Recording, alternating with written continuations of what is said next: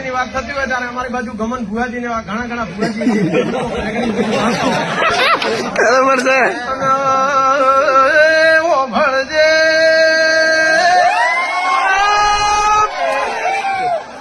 માહો ભળજે આજ સુરત ચોકીમાં આવી સભા ભેળી મળી હોય મારા અધિકારી તાલીમાર્થી હવોણા બેઠા હોય સંદાળ વાત કરવી હોય દેવી હોભળને માયા વેળા તો ઘડીએ મારી